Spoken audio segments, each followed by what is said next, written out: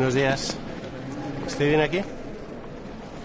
Pues hago yo una pequeña intro y luego empezamos con preguntas, ¿os parece? Cuando me digáis. Listos. Vamos. ¿Ya?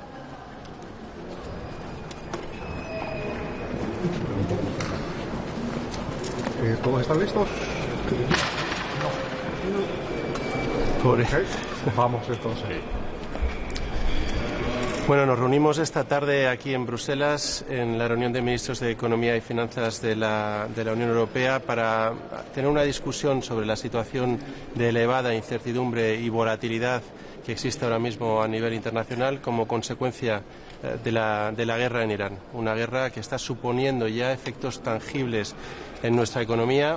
Como saben, desde el inicio de la guerra ha subido el precio del crudo en más de un 40%, situándonos hoy mismo por encima de la barrera de los $100 por barril.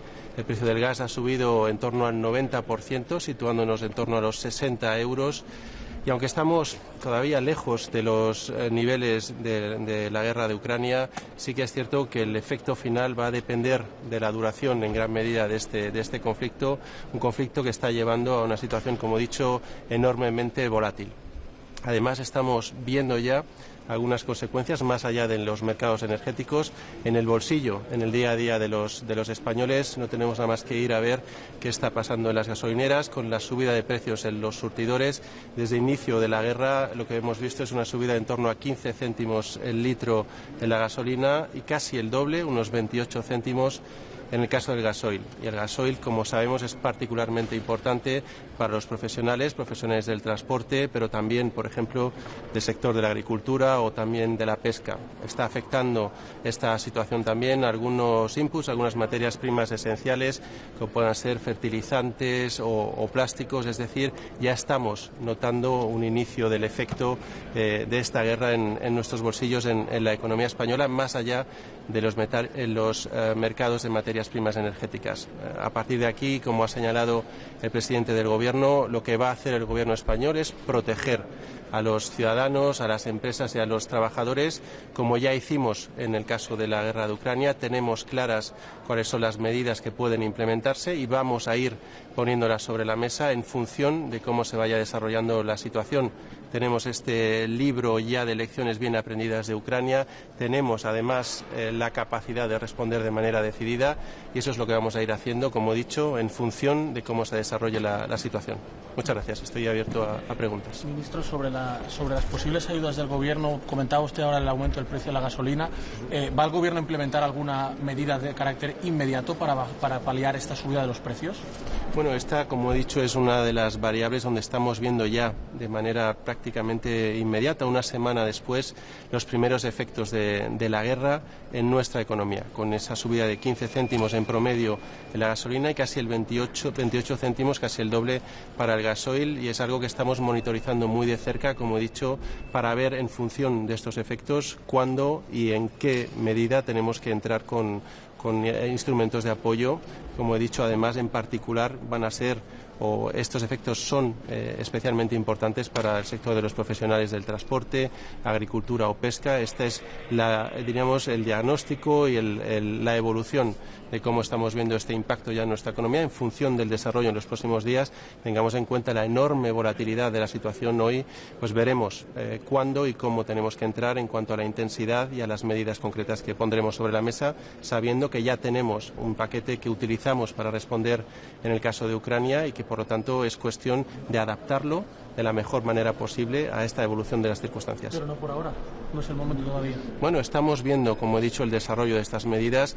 Apenas llevamos 6 días de impacto de mercados con una evolución. Solo tenemos que ver la evolución de los precios del crudo, por ejemplo, hoy, desde que amanecimos hasta hace apenas una hora, con unos cambios dentro del día, también unas fluctuaciones enormes. Vamos a tener, en este caso, paciencia en cuanto a ver la evolución, pero muy presente o teniendo muy presente esa traslación del efecto a los ciudadanos para entrar en el momento que sea preciso y, como he dicho, con la intensidad que sea necesaria para proteger a ciudadanos, empresas y trabajadores. la Comisión o en el Eurogrupo se marquen algunas líneas de actuación precisamente sobre esto? ¿Lo va a pedir usted? Bueno, esta discusión vamos a tenerla con el resto de ministros y con la Comisión Europea para poner sobre la mesa, yo creo que algunas de las lecciones que aprendimos, en este caso en la respuesta a la guerra de Ucrania, entre otras cosas la importancia de tener coordinación en las medidas que se pongan sobre la mesa y también de avanzar lo antes posible en la integración de los mercados energéticos en Europa, por ejemplo, con el avance en materia de interconexiones. Son elementos en los que hay que aprovechar ahora mismo que tenemos esta urgencia para tomar decisiones importantes de calado, tanto de corto como de medio plazo. We said we expect to discuss the strategy again, like to not having just a briefing, but to discuss the real strategy, as you said, as you did for Ukraine, and at the same time to discuss the possible proposal by the G7 about the oil reserve.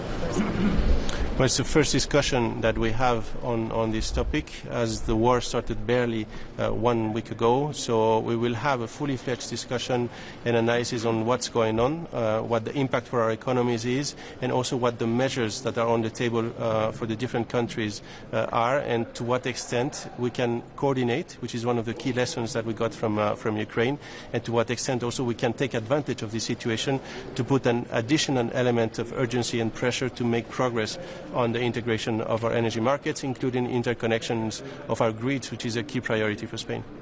¿Qué sería entonces la barrera para activar estas medidas? ¿Un precio del Brent por encima de los $120? Bueno, es difícil tener y sobre todo especificar una cifra concreta. Me van a permitir que no entre a especular, entre otras cosas, por ejemplo, porque un precio de $100 del Brent hoy en 2026 no equivale a $100 en el año 2022. Estaríamos hablando que $100 hoy equivaldrían en torno a unos $85-86 en el año 2022, pero independientemente de eso, lo que digo es que estamos concentrados en la evolución de los precios del carburante, que es lo que acaba impactando en el día a día a los ciudadanos y en particular ahora mismo a los profesionales, porque pensemos también que no solo es el impacto directo de los profesionales del transporte, sino la subida de costes para el resto de productos y por lo tanto la traslación a la inflación en este mes de marzo, que probablemente vaya a ser una traslación significativa. That the EU should try and replicate the reactions that it had on Ukraine in 2022 to this situation. Specifically, what kinds of measures from 2022 do you think should be replicated now? And a more political question, do you think that the European Commission was misguided or naive in saying that in welcoming the US-Israeli strikes on Iran? In welcoming, sorry? In welcoming the US-Israeli strikes on Iran and the regime change, given the economic consequences that this is having on Europe? Well, on the first part, as I just said, we have to learn and implement the lessons that we got from Ukraine and the response that we had as an European Union to the crisis at that point, to this supply shock. And amongst them, I think one key lesson was the fact that we need to go hand in hand. We need to coordinate all potential subsidies, actions, tools that we will put in place to protect our economies and our firms. I think that, of course, this includes not only the definition of the measures themselves, but also European policies such as competition policy or state aid policies, which should be also part of the discussion. And on top of that, as I said, to take advantage of this situation to also push for what is missing, amongst them a key discussion on how to go faster and further in terms of the grid interconnections in Europe. And then regarding your second question, the position of the Spanish government has been very clear since the beginning. We will not participate in this unilateral war, which is outside of the realm of international law. That's actually where we stand, and I think we're not alone also in this position. And what we're feeling, as you said yourself, is already the consequences of this war. We're feeling them not only in international markets in terms of volatility, but also in our pockets in terms of how fast also gas prices are increasing on a daily basis, basically 1 week after the war started. In Spain, just to give our example, gas prices have increased by between 15 and 28 cents per liter in barely 8 days. So we're suffering from those consequences. Therefore, the intense call from the Spanish government to stop this war and reconduct the discussions through diplomatic channels. ¿Es que la Comisión Europea, la presidenta de la Comisión Europea, con las declaraciones como hoy, que ha dicho que el bioorden mundial ha desaparecido, no le representa, pide a la presidenta de la Comisión Europea que se coordine con los Estados miembros? Bueno, yo creo que es importantísimo que demos un paso atrás y volvamos a lo que le he comentado, que es el origen de la posición del gobierno español, que además es plenamente compartida por la sociedad española, y es la no participación en una guerra que se ha iniciado de manera unilateral y además fuera del contexto del derecho internacional. Creo que esto no tiene nada que ver con un orden antiguo o un orden nuevo, simplemente tiene que ver con respetar algo que para la Unión Europea en sí ha sido, es y tiene que seguir siendo esencial, que es el respeto al derecho internacional, a los tratados internacionales, porque efectivamente nosotros además bebemos y nos originamos en esta normativa y en este refuerzo del orden multilateral basado en reglas. Esto yo creo que lo podemos entender perfectamente todos los europeos, y la posición del gobierno español está anclada fuertemente en este aspecto y en este argumento. Una pregunta más. ¿Le preocupa que Estados Unidos quiera aflojar las sanciones al petróleo ruso? Bueno, yo aquí creo que no es momento de especular contra en materia de sanciones adicionales o de medidas adicionales.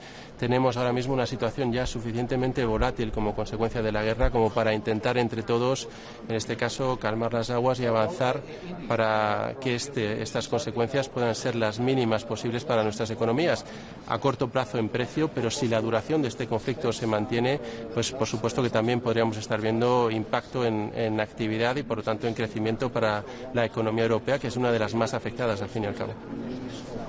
Sorry. Specifically, what interventions are being discussed for addressing rising energy prices?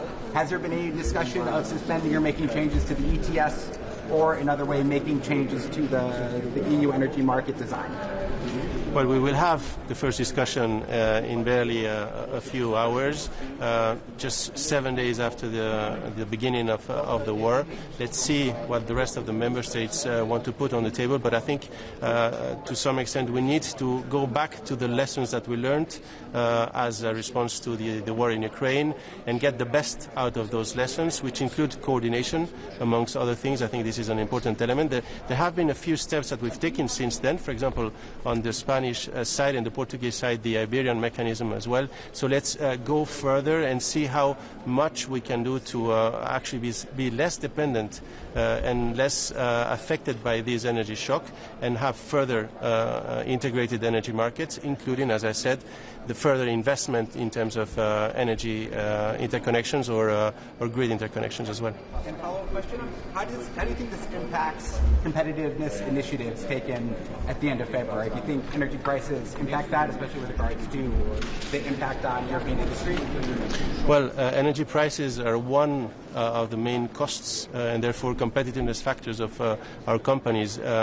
But to some extent, we should not forget about the rest of the short, medium-term priority areas that we've been pushing for, with particular emphasis, as you said, since the month of January and February. So we have to go ahead with our agenda on the Savings and Investment Union, with our agenda on additional trade agreements as well, including the one with Mercosur, with our agenda on the internal market, on the single market, with the Regime 28 and other initiatives, and with all these coalition of the willing initiatives that we will be discussing also today as part of the Competitiveness Lab within the Eurogroup. Muy bien, terminamos por ahí. Muchas gracias. Si quieres, vamos un poco más para acá. Sí. Sí.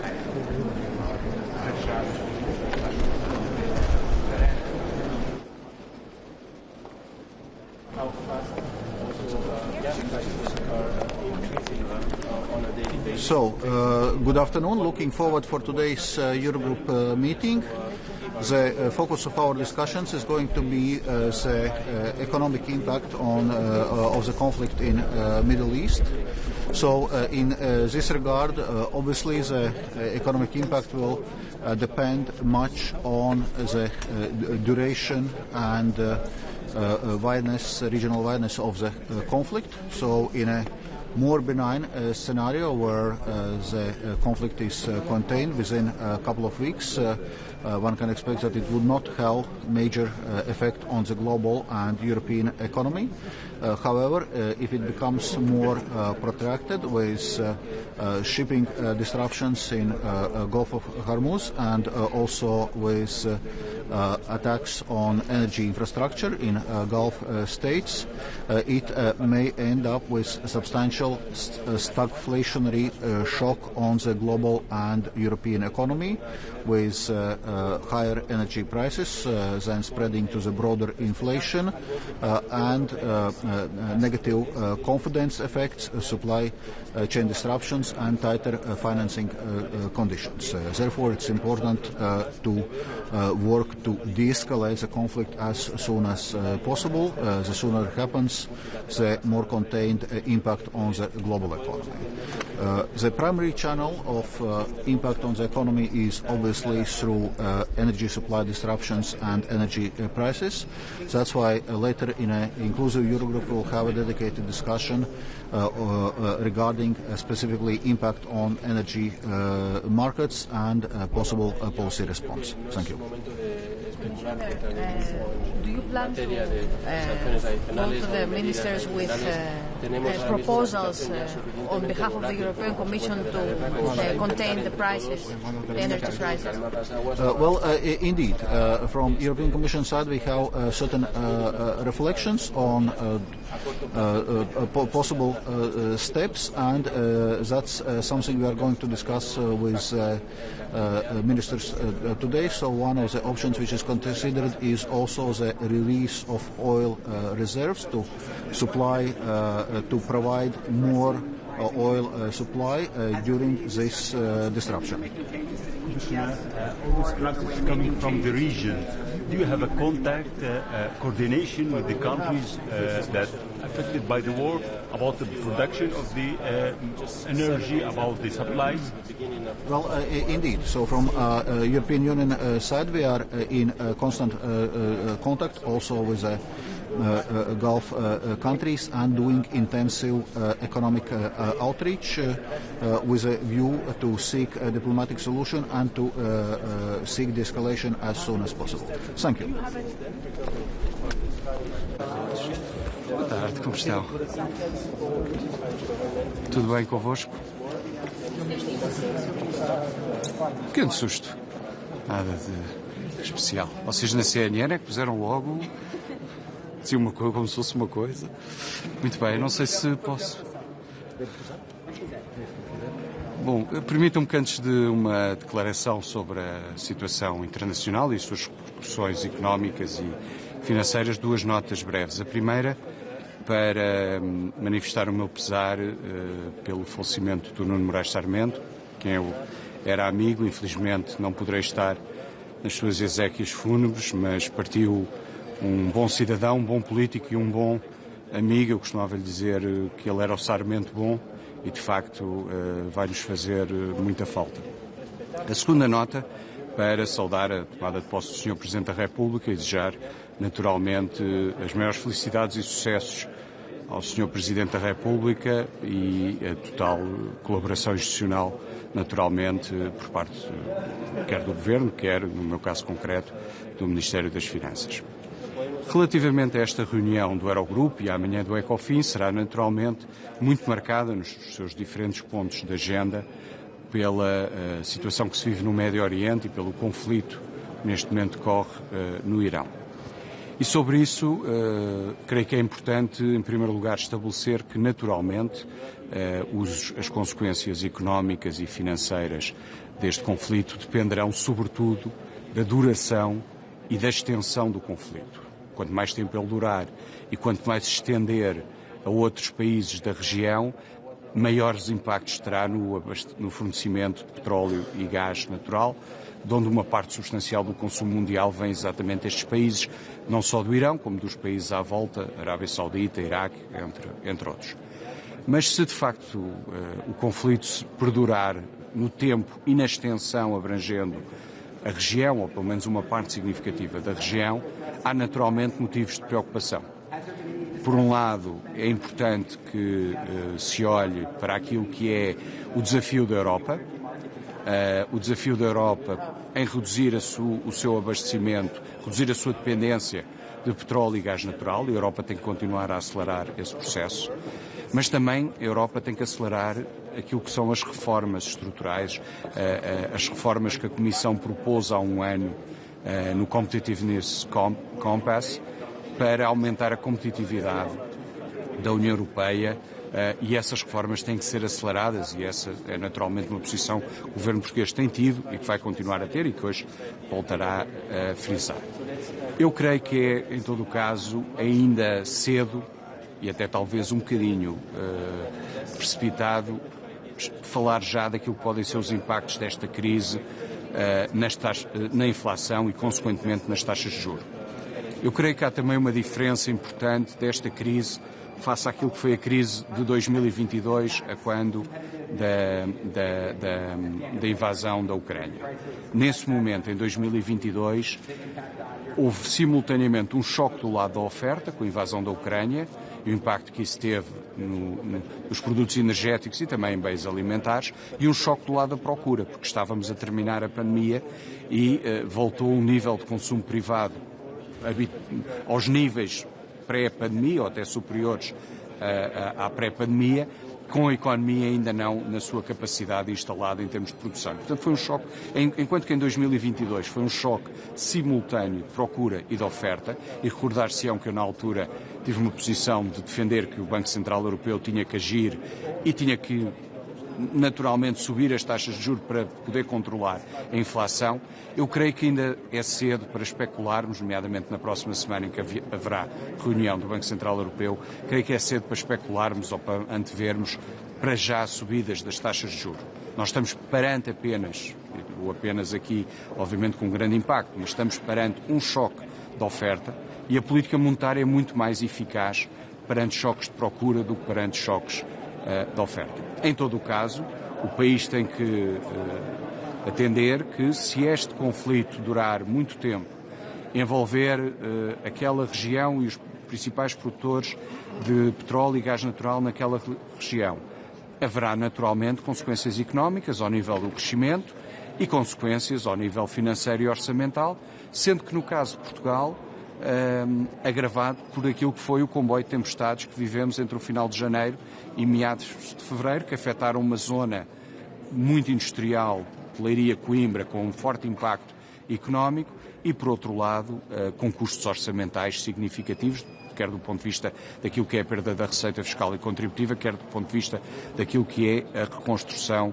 daquelas zonas afetadas. E, portanto, nós olhamos com preocupação, naturalmente, para o desenvolver deste conflito, e teremos que estar preparados para que, caso o conflito se prolongue no tempo e abranja parte significativa daquela região, para impactos em termos do crescimento da economia e impactos do ponto de vista das contas públicas. Neste contexto, Sr. Ministro, nós mantemos o compromisso de ter as contas públicas equilibradas. Nós não podemos excluir situações de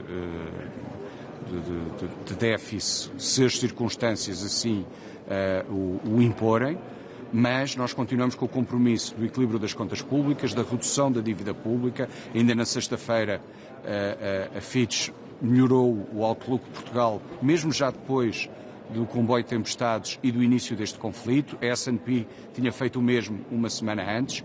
É muito importante manter o equilíbrio das contas públicas, mas nós já tínhamos um caminho estreito em 2026 por causa dos empréstimos PRR. Eu fui aqui noutros fóruns dizendo isso nestes últimos 2 anos. Os bons resultados de 2025, que conheceremos a 26 de março, quando o INE divulgar as contas nacionais, permitiam olhar para 26 com o caminho um bocadinho menos estreito, mas agora, com o comboio de tempestades e este conflito, o caminho voltou a ficar bastante estreito.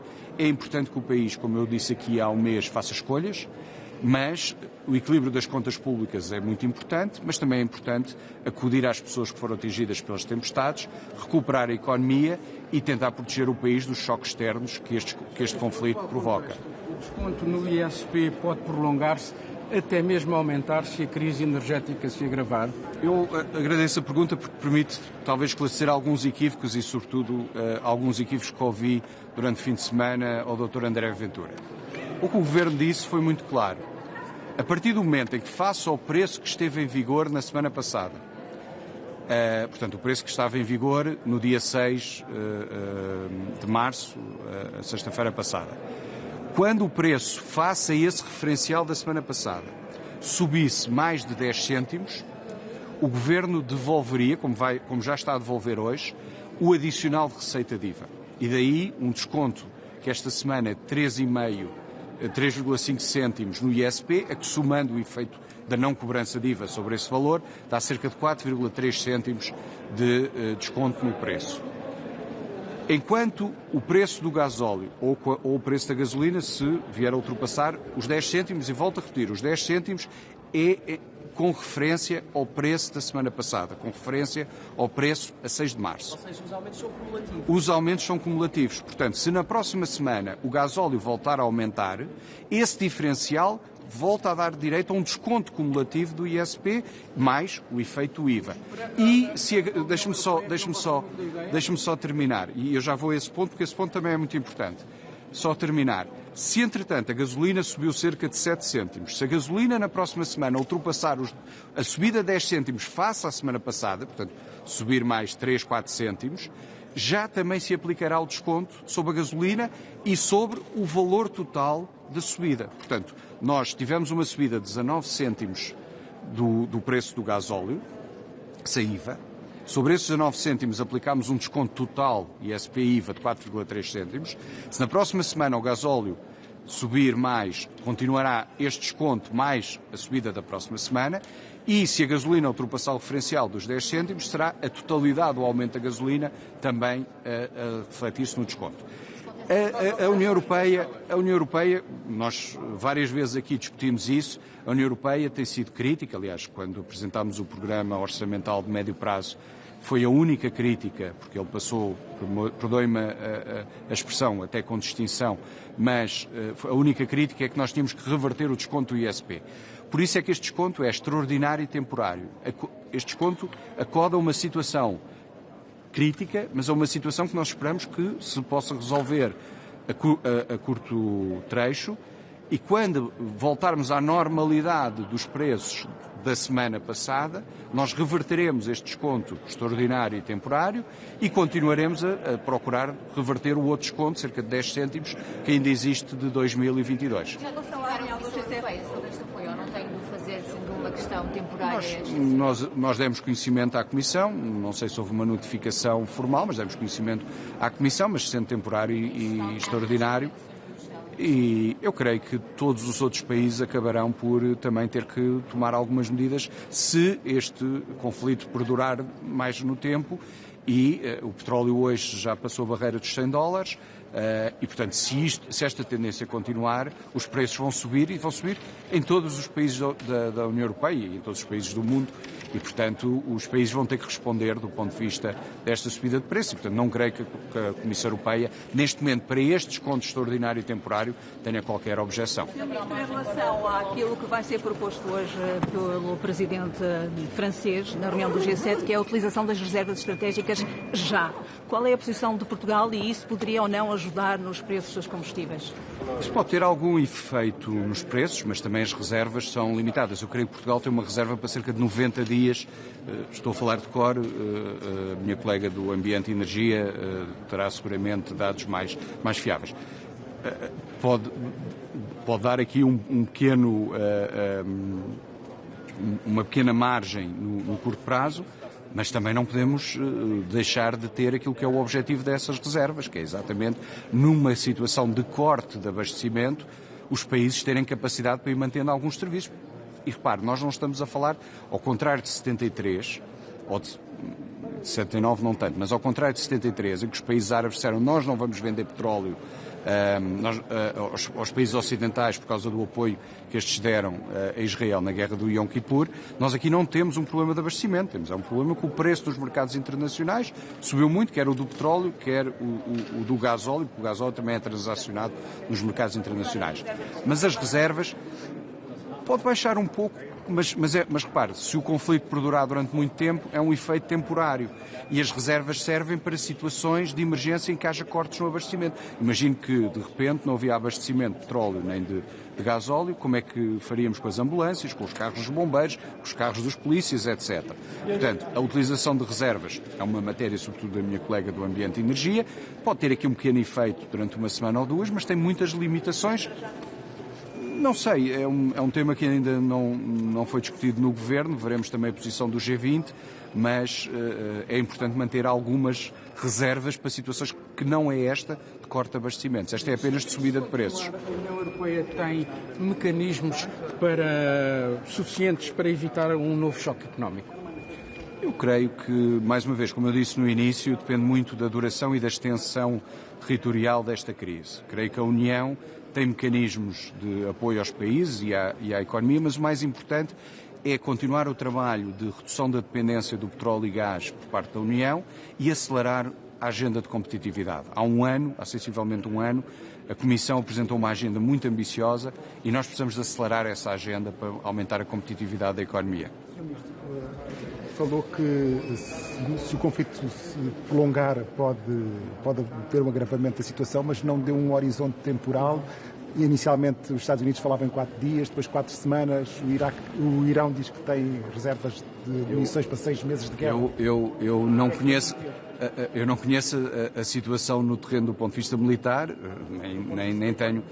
Do ponto de vista da economia, veremos qual é a evolução. Eu creio que, sobretudo, se a tendência se consolidar de preços de petróleo mais elevados do que aquilo que foi a média dos últimos anos, nós vamos ter impactos no crescimento e, naturalmente, depois também impactos na inflação. Acho que é demasiado cedo para antecipar esses impactos do ponto de vista da inflação, mas temos de estar preparados para que a situação económica possa ter alguma deterioração.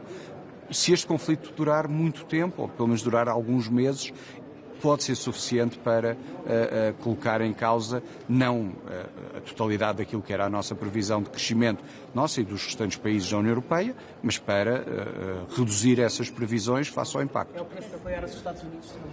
Não, repare, a decisão do conflito foi uma decisão dos Estados Unidos e de Israel.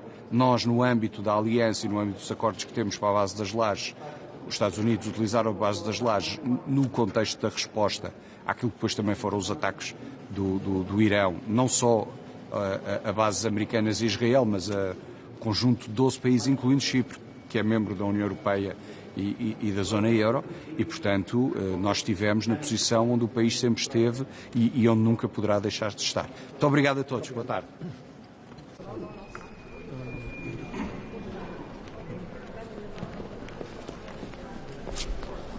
Hello everyone.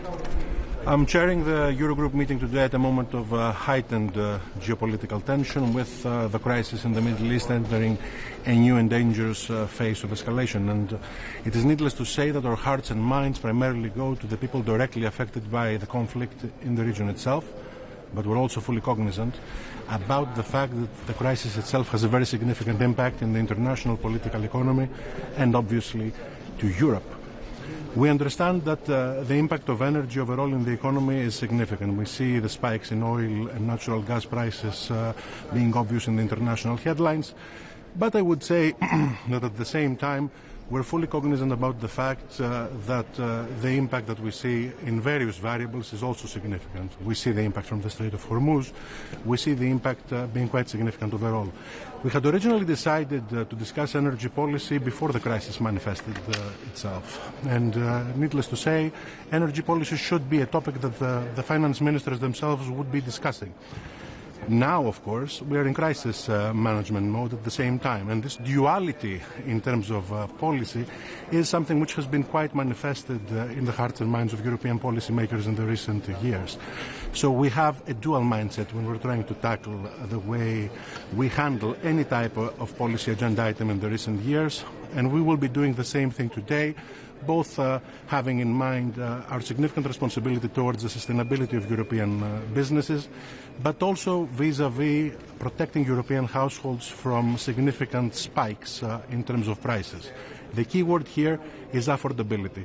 And the key word here is to also fully understand and monitor the fact that the impact that Europe can have from this crisis can manifest itself not only through prices in energy, but also through other variables, the cost of fertilizers, air traffic, and even the indirect impact of financing conditions. So we fully understand our responsibility, and we're fully aware about the fact that overall in all those types of issues, the Eurogroup has a very significant role to play, a very important role to play.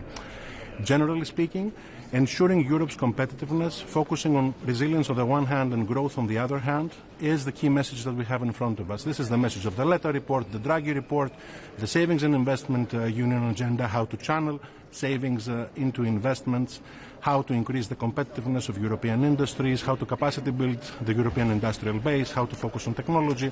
On all of those issues, the key point is coordination, orchestration, and swift delivery.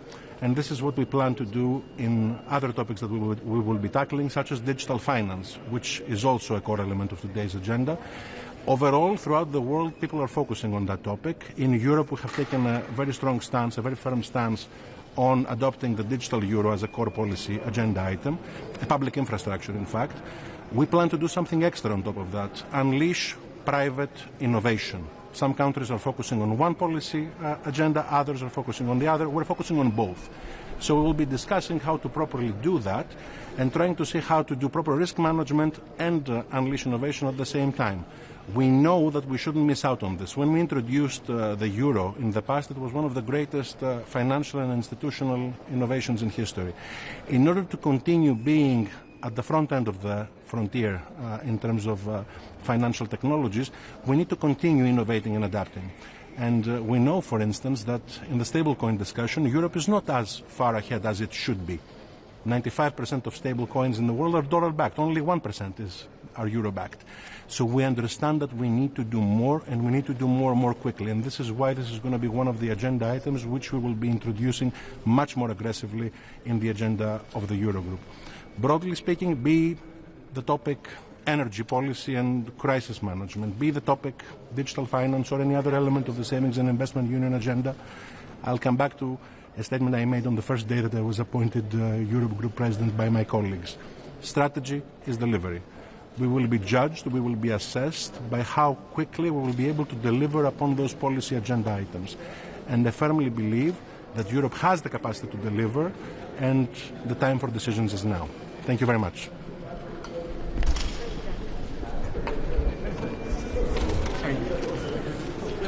Can I ask specifically what interventions are being discussed for addressing energy prices?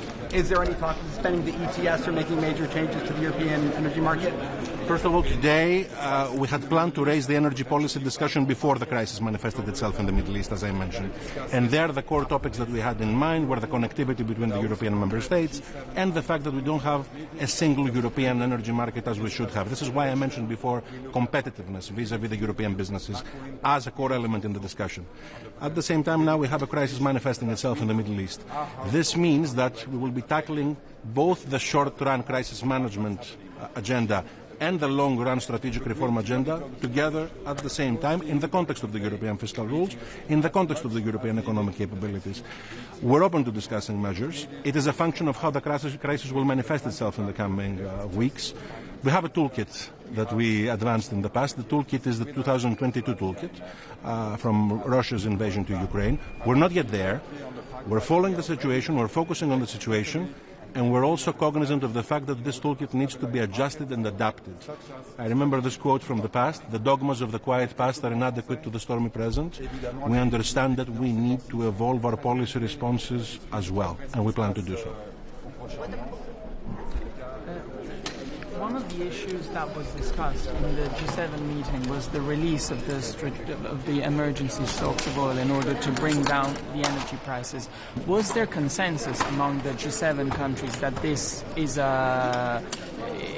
is a legitimate option and that the trigger of this option is warranted in the current circumstances. There will be a communique released by the G7. My good friend, the French Minister Laurent Lescure, is there. France is chairing the G7 right now. What I can tell you is that there is a common spirit with regards to how we should be reacting. We fully understand that we need to guarantee supplies, and we fully understand that we need to act in a coordinated and concentrated action. And you will see that reflected in the communique. This idea about the We will be discussing it right now, and I'll have the chance to answer more questions in the press conference afterwards. Thank you so much.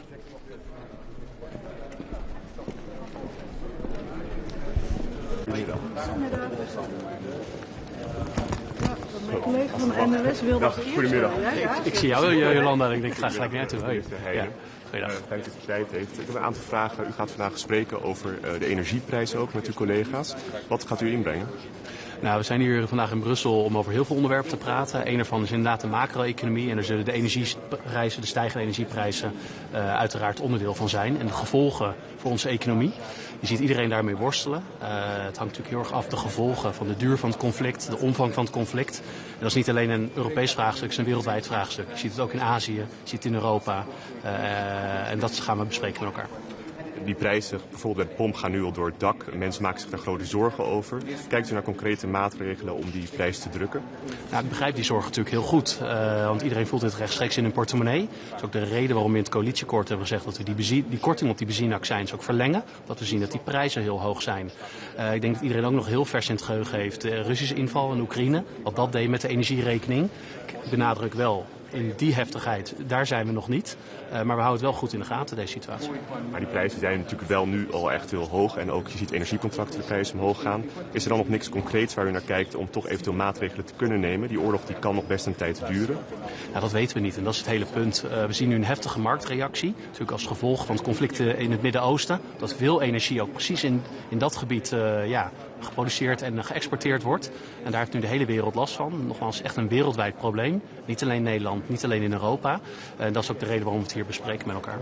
Maar op korte termijn moet nog niemand rekenen bijvoorbeeld op kortingen op de accijns, op lagere accijns op benzine. Nou, ik snap heel goed dat die prijzen dat het er echt op inhakt. Het is wel echt vers nu.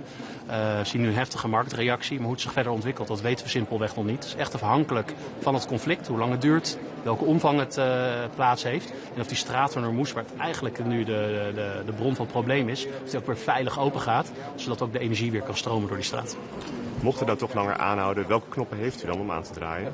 Ja, natuurlijk geleerd uit het verleden. Dus we hebben een heel gereedschapkist vol zitten van succesvolle en minder succesvolle maatregelen. Het is nog te vroeg om daarop vooruit te lopen. Het begint echt eerst met kijk, wat is er aan de hand? Wat zijn de gevolgen? Wat kunnen we in internationaal verband aan doen? Nogmaals, niet alleen een Nederlands probleem, ook niet alleen een Europees probleem, het is een wereldwijd probleem. Dat moet ook wereldwijd aangepakt worden. En u kijkt dus bijvoorbeeld ook nog niet naar de optie van een energieplafond zoals we dat bij de vorige energiecrisis hebben gezien? Ja, we zitten nog echt niet in die situatie van die vorige crisis. En nogmaals, ik snap heel goed dat mensen dat vers in het geheugen hebben. Want die schrik zat er toen goed in. Die prijzen stegen enorm. We zien nu ook heftige marktreacties, maar nog niet in de volle hevigheid als destijds bij de Russische invasie in Oekraïne. U wordt gezien als een toch wat strenge minister van Financiën. Is er wel geld om eventueel maatregelen te nemen als het wel zover komt? Kijk altijd naar de portemonnee van mensen thuis. Dat is natuurlijk de kern. Maar nogmaals, dat conflict is net uitgebroken. We zien nu heftige marktreacties. Maar het is nog te vroeg om daar uitspraken over te doen wat de structurele gevolgen hiervan zijn. Want het is pas een week nu gaande. Maar toch, die oorlog, als je nu kijkt hoe het ervoor staat, het zou inderdaad wel lang kunnen duren. Heeft u inderdaad wel die opties? Is er budget, is er geld om eventueel maatregelen te nemen om bijvoorbeeld accijns te verlagen? Ja, maar alles wat we zeggen over de duur van het conflict is echt speculeren. Ik heb de Amerikanen en de Israëliërs ook gezegd, het is een kortdurend militaire interventie wat wij hier doen. We zien allemaal het belang om die straat van Hormuz open en veilig te houden, zodat de energie weer kan stromen. Het is niet alleen het Europese belang, ook bijvoorbeeld in het Aziatisch belang. Dus het is echt te vroeg om daar nu uitspraken over te doen. Dus vooralsnog zal die hoge prijs aan de pomp blijven als het conflict voortduurt? Ik blijf bij wat ik hiervoor gezegd heb. Het is echt te vroeg om daar nu uitspraken over te doen. Dank u wel. Dank u wel. Eventueel de gevolgen voor de koopkracht, daar is nu ook te vroeg voor. Nou, traditioneel kijken we qua koopkracht natuurlijk in augustus naar de koopkracht. Maar als dat tussentijds nodig is, dan kijken we daar natuurlijk naar. Maar het benadrukt nogmaals om te zeggen dat het conflict is nu een week oud. En het is echt te vroeg om daar uitspraken over te doen. Wat de verdere gevolgen zullen zijn, afhankelijk van de duur en de omvang van het conflict. Ja. En de E6 is al bij elkaar gekomen of gaat nog? Vanavond, ja. Vanavond, ja. Oh, oké. Want daar staat defensie-investeringen, of tenminste dat het echt rendeert. Nou, we hebben verschillende onderwerpen gedefinieerd met elkaar wat we als kopgroep op moeten pakken. Dus inderdaad, de defensie-investeringen is daar één van. Maar vanavond zal het hoofdpunt zijn echt die kapitaalmarktunie. We zien met z'n allen dat dat te lang duurt. Dus we willen echt al ons gewicht erachter zetten om dat verder te brengen. Dus we werken ook aan een gezamenlijke inzet. Om echt ambitie hoog te zetten, deadlines te zetten. Want we willen echt resultaten met elkaar boeken. Oké, en is het dan dus meer dan een praatgroep? Maar dat zou dan misschien een kopgroep met nog 3 andere lidstaten zijn. Om dan echt die versnelling in te zetten als 9 EU-landen met die kapitaalmarktunie. En dan de rest laten aansluiten? Of heeft dat geen zin? Nou, elk land natuurlijk aansluiten is natuurlijk goed, want we willen met z'n allen verder. We beginnen met deze 6, omdat dit de 6 grootste economieën zijn. Dus we willen echt ons economisch en politieke gewicht in de schaal leggen om die kapitaalmarktunie verder te brengen. En vanavond gaan we ook spreken hoe we ons beleid en onze inzet op elkaar kunnen afstemmen. En gezamenlijk ook die lat hoog leggen en ook deadlines zetten. Om ook de Europese Raad, die volgende week is, input mee te geven om die kapitaalmarktunie echt te versnellen, de voortgang daarop. Dus dat zal de hoofdmoot van vanavond zijn als we bij elkaar komen. Dus niet alleen maar de papieren werkelijkheid meer, maar echt concrete stappen. Dat is wat u wilt. Absoluut, ja. Absoluut. Het begint natuurlijk wel om die ambities op papier te zetten, dat we het ook eens worden. Maar als we deze landen zich daarachter scharen en de regeringsleiders... En, nou, u zei het al, er sluiten nog een paar landen aan. Dan gaan we ook echt nu verdere stappen zetten. Ik kan niet genoeg benadrukken het belang daarvan. Want los van onze veiligheid staat onze welvaart echt onder druk. En de sleutel voor succes is die kapitaalmarktunie.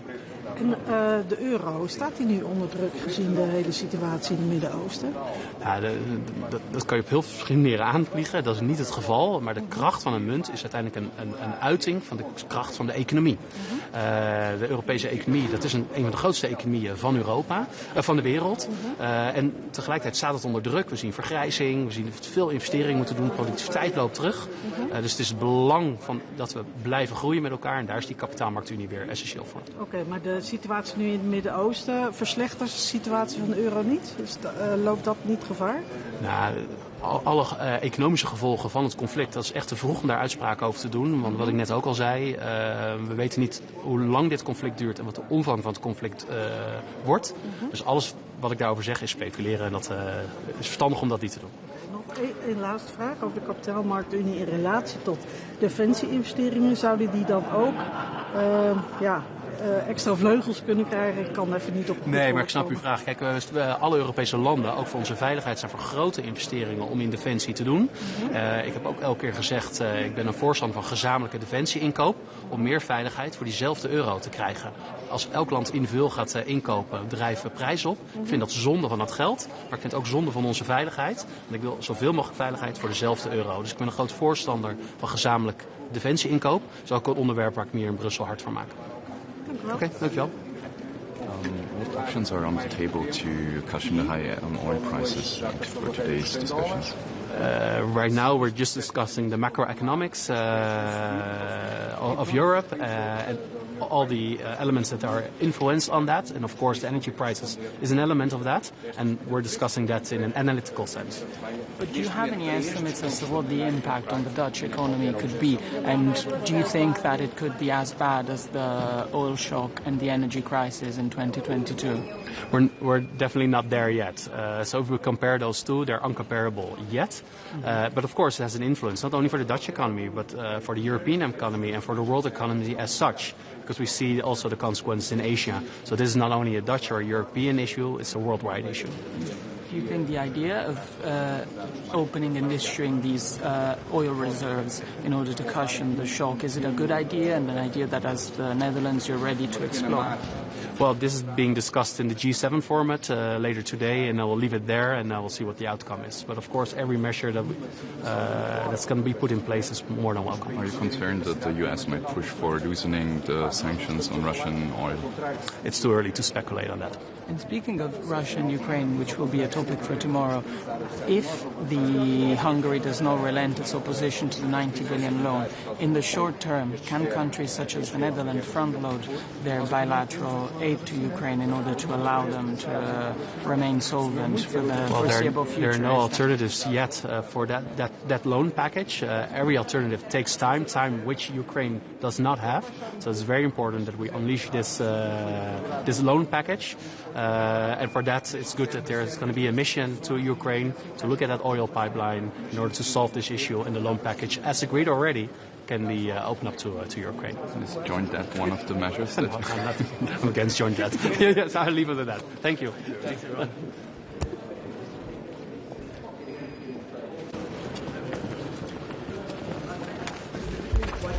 Good afternoon, everyone. I'm going to say a few words in English and then in French.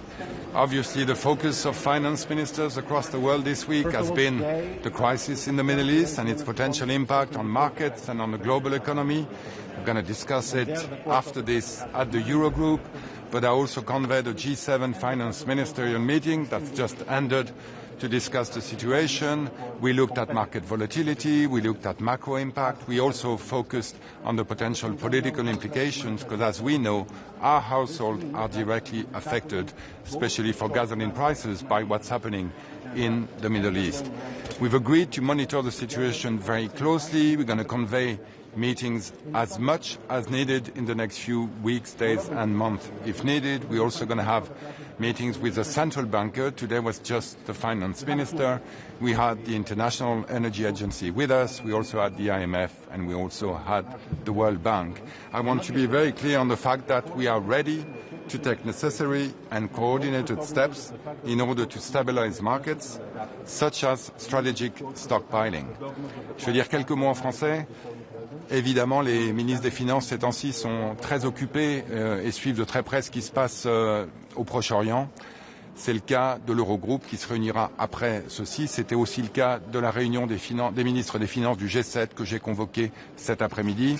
Seuls les ministres étaient présents avec l'Agence internationale de l'énergie, avec la Banque mondiale et avec le Fonds monétaire international. Nous sommes d'accord pour suivre la situation de très près sur les marchés, l'impact évidemment sur la situation macroéconomique de nos pays, mais aussi l'impact au quotidien pour nos concitoyens qui sont affectés de manière directe, notamment évidemment par la hausse du prix de l'essence. Nous allons suivre les choses de près, nous sommes prêts à prendre toutes les mesures nécessaires, y compris en puisant dans les réserves de stock stratégiques de manière à stabiliser les marchés. Je vais être très clair, aujourd'hui, le marché du pétrole et le marché du gaz également sont affectés par des bouleversements qui sont essentiellement liés au fait que les exportations de pétrole et de gaz qui sortent du Moyen-Orient se dirigent vers l'Asie, zone qui est du coup directement affectée par des bouleversements de marché. Aujourd'hui, il n'y a aucun problème d'approvisionnement de pétrole ni de gaz, que ce soit en Europe ou aux États-Unis. Pour autant, nous allons regarder de près la manière dont nous pouvons stabiliser l'ensemble des flux, l'ensemble du marché, et je le répète, en étudiant toutes les mesures, y compris, pourquoi pas, la libération des stocks stratégiques. Cette liste de la France, est-ce que vous allez réussir à convaincre vos partenaires et vos homologues du G7 Écoutez, je ne vais pas rentrer dans le détail des discussions que nous avons eues, mais ce que je peux vous dire, c'est que, évidemment, l'évolution de la situation depuis 24 à 48 heures, à la fois ce week-end, avec des installations pétrolières, des raffineries qui ont été directement attaquées, et l'évolution des marchés ce matin avec une très forte hausse du pétrole à l'ouverture en Asie, je dirais, nous a convaincus de donner des messages très clairs, très fermes et j'espère très efficaces pour rassurer tout le monde que nous sommes à la conduite. Allez-y, madame. La France a 118 jours de réserve stratégique. Est-ce qu'elle peut toute seule le faire ou est-ce qu'il faut absolument que ce soit coordonné, sachant que la France a quand même de gros stocks? Écoutez, comme toutes les mesures aujourd'hui, la coordination est au cœur de notre stratégie, que ce soit d'ailleurs sur les enjeux d'intervention défensive auprès de nos États, les enjeux évidemment d'intervention potentielle de nos navires dans la région pour sécuriser, stabiliser le détroit d'Ormuz, les discussions qu'on a sur les propositions américaines autour de l'assurance et évidemment les discussions qu'on a autour de la libération potentielle des stocks. Pourquoi ? Parce que c'est le marché global qui est aujourd'hui affecté. Je le répète, le marché français n'est en aucun cas affecté en termes de volume par des enjeux d'approvisionnement. On avait ce matin 97% et un peu plus encore des stations-service qui étaient approvisionnées, qui est un taux parfaitement normal. Ce qu'il faut, c'est qu'on agisse de manière coordonnée sur les marchés globaux pour rassurer de notre capacité, à si besoin est, produire et fournir du pétrole à tous ceux qui en ont besoin. Et les États-Unis sont d'accord ou pas? Sorry, say that again? Sorry, have you agreed on releasing the G7 strategic stockpiles? We're not there yet. What we've agreed upon is to use any necessary tools, if need be, to stabilize the market, including the potential release of necessary stockpiles. The work is going to keep on being done in the next couple of days. The International Energy Agency was with us, so we're going to keep on working. I think they're having a governing board tomorrow, and we obviously will keep you posted as we keep on working. Les États-Unis semblent ne pas être particulièrement favorables à l'idée de relâcher des stocks. Écoutez, vous aurez un communiqué du G7 qui est en train d'être terminé, qui j'espère va être diffusé dans l'heure qui vient, et vous verrez que, évidemment, l'unanimité des membres du G7 était d'accord avec ce communiqué, et je pense qu'il répondra directement à votre question et qu'il vous rassurera sur ce point. Minister, anything could be done with the countries in the region concerning protecting the supplies, concerning maybe the production itself? Well, as you know, the president, my president, has been very vocal in making sure that we do everything we can to defend and protect our allies in the region. So France is going to keep on working on that front. Thank you very much. Merci beaucoup. À bientôt.